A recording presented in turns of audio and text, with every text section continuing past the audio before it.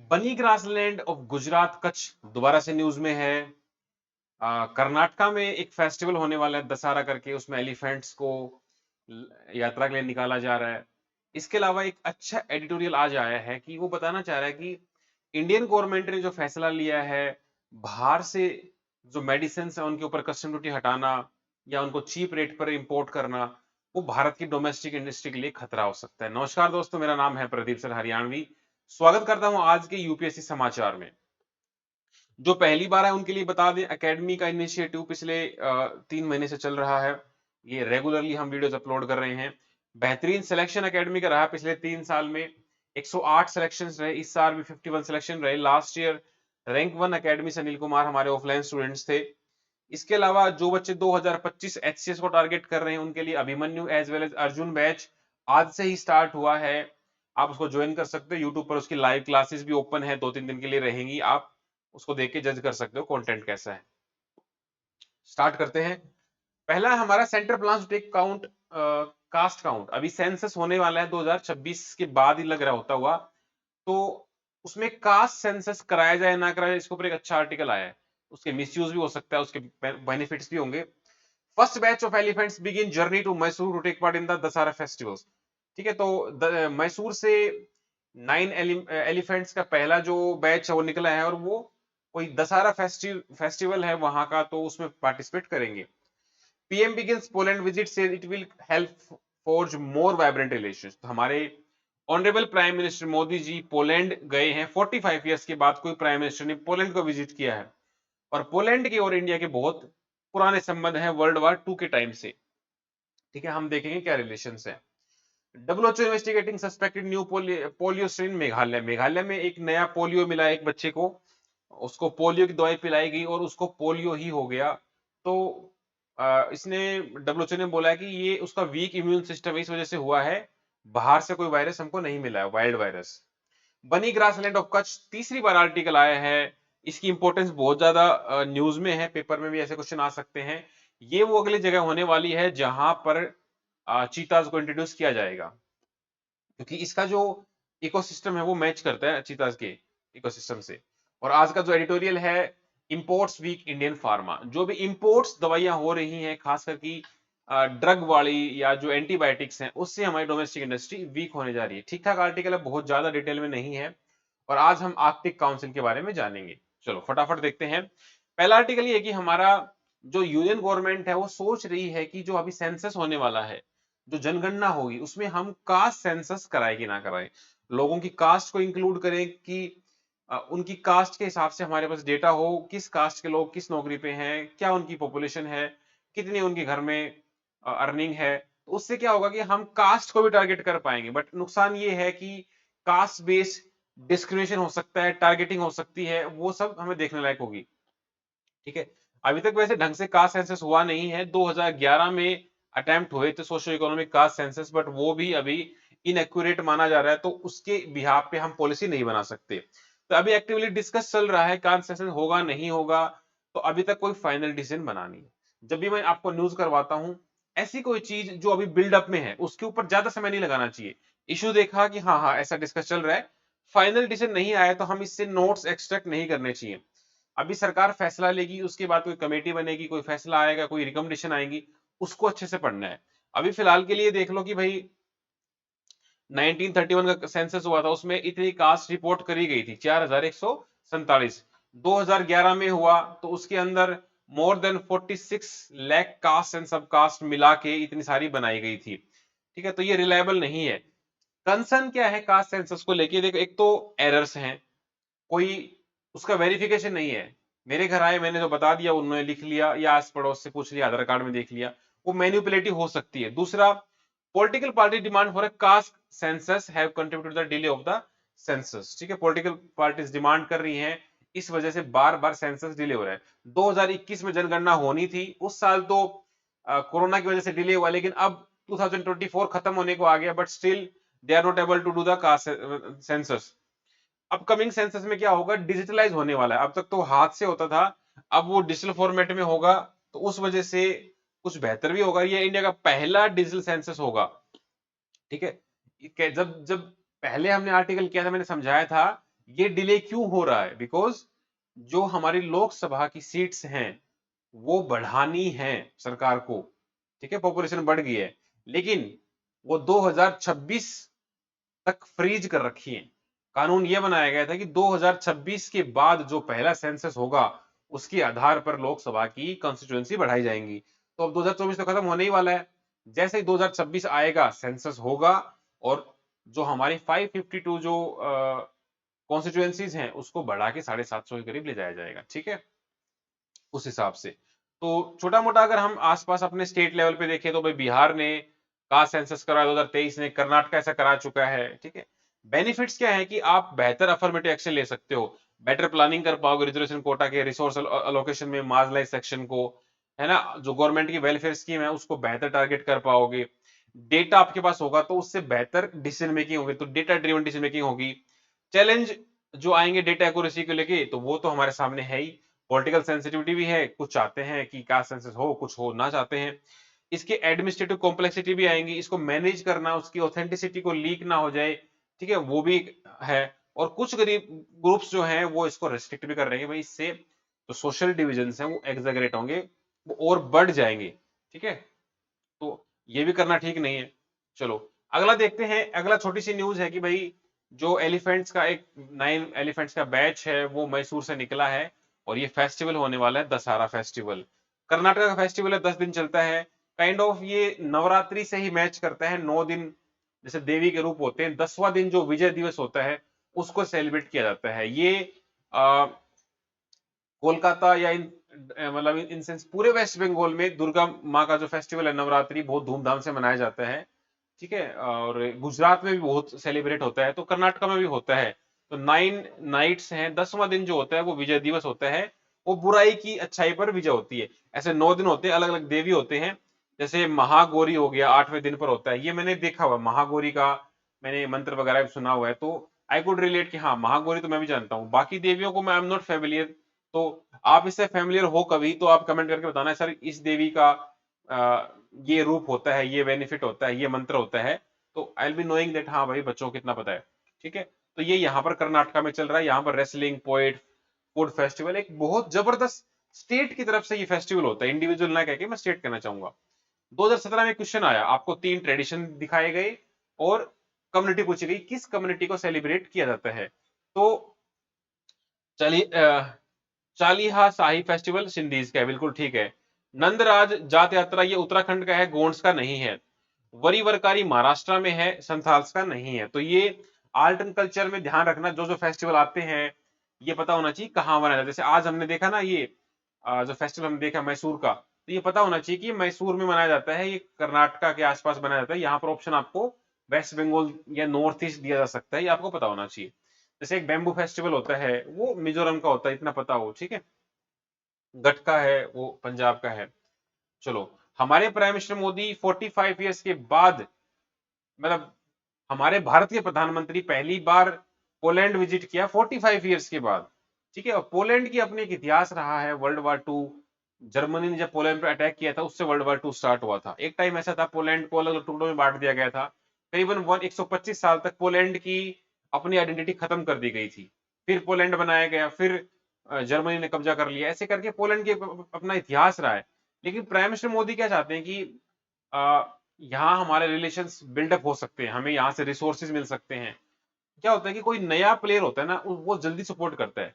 अब चाइना के साथ, यूएस के साथ, रशिया के साथ हमारे संबंध बहुत पुराने हैं और वो एक काइंड ऑफ सेचुरेशन आ चुका है। अब हमें नए देश ढूंढने होंगे जो हमारा सपोर्ट करें, हमारे रिसोर्सेज को बेनिफिट करें, ट्रेड बढ़े, वहां से एम्प्लॉयमेंट बढ़े, एक्सचेंज बढ़े, तो पोलैंड बिल्कुल फ्रेश स्टार्ट हो सकता है। तो मोदी जी वैसे बहुत स्मार्ट हैं, हमारी ब्यूरोक्रेसी बहुत स्मार्ट है मोदी जी के पीछे। उन्होंने एक ऐसा लिंक निकाला है, एक जाम साहेब थे नवानगर के, गुजरात के, जिन्होंने पोलिश बच्चों के लिए स्कूल बनाया था, एक प्रोटेक्शन हाउस बनाया था जब उनको मारा जा रहा था। तो जो नवानगर है गुजरात में, आई थिंक जामनगर के आसपास ही है, तो उन्होंने उन बच्चों के लिए डोरमेट्री बनाई, खाने का दिया, स्कूल दिया। तो कितना पुराना लिंक निकाल के लेके आए हैं पोलैंड का। उस वजह से यहाँ हमारे प्राइम मिनिस्टर मोदी गए हैं और वहां पर जो इनका स्टैचू बना रखा था या मेमोरियल था उसके ऊपर फूल वगैरह चढ़ाए। तो किसी भी इससे हमें क्या सीख मिलती है? जीवन में भी अगर किसी के साथ हमें अच्छा संबंध बनाना है तो we need to celebrate our similarities, we need to forget our challenges और डिससिमिलरिटीज। भारत और चाइना के बीच में सिमिलरिटी बहुत है, डिससिमिलरिटी बहुत है। भारत और पाकिस्तान के बीच में सिमिलरिटीज ही सिमिलरिटीज हैं। तो हमें अपनी सिमिलरिटीज को ढूंढना होगा और अपनी कमियों को दूर करना होगा, तभी तो ट्रेड बढ़ेगा। पोलैंड के बारे में थोड़ा बहुत पता होना चाहिए। सेंट्रल यूरोप में है, वर्ल्ड वॉर 2 के टाइम पोलैंड की बॉर्डर बनी थी, जो आज प्रेजेंट में बॉर्डर है। साथ उनके नेबर हैं, थोड़ा सा एटलस में जाके देखना पोलैंड कहाँ है। ठीक है, पोलैंड की जो कैपिटल है वर्सा, तो वर्सा पैक्ट आप पढ़ना वर्ल्ड हिस्ट्री में। ठीक है, तो 1795 में पोलैंड को कॉन्कर किया गया, फिर बाद में डिवाइड कर दिया गया रशिया, प्रूशिया और ऑस्ट्रिया के बीच में। 123 साल तक तो पोलैंड की अपनी खुद की आइडेंटिटी ही खत्म हो गई थी। फिर 1918 में वर्ल्ड वॉर 1 हुआ, फिर पोलैंड बनाया गया।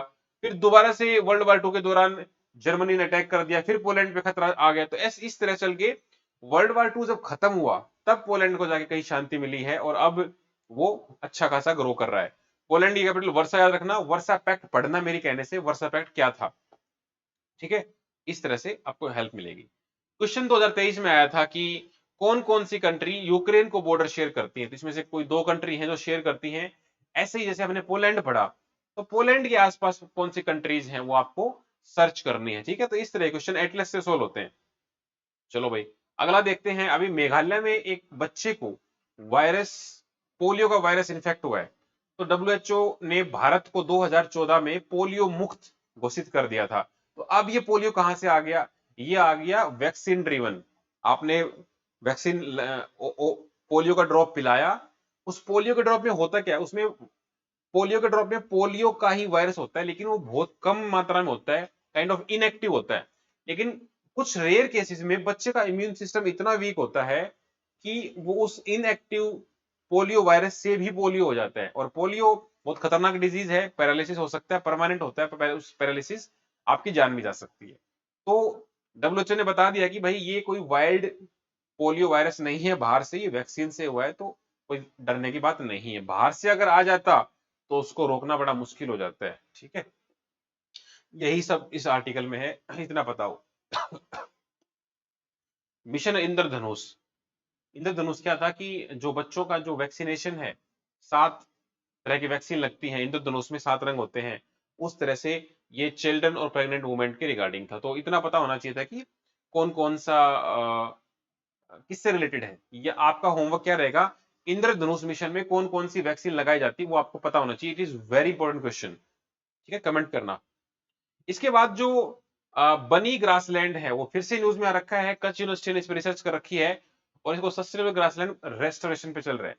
रेस्टोरेशन क्यों करने वाले हैं? बिकॉज यहाँ इस जगह को चुना गया है, चीता जो आएंगे अफ्रीका से वो यहाँ पर छोड़े जाएंगे। लेकिन यहाँ पर दिक्कत क्या आ रही थी कि यहाँ पर जो शिकार करने के लिए जो एनिमल्स है वो बहुत कम है, और चीता को जो अप्रोप्रिएट फूड है वो नहीं मिल पाएगा, तो वो सर्वाइव नहीं कर पाएगा। तो इसको रिस्टोर करेंगे, नए नए एनिमल्स को इंट्रोड्यूस करेंगे जो बाहर से, तब चीता को यहाँ हम ला सकते हैं।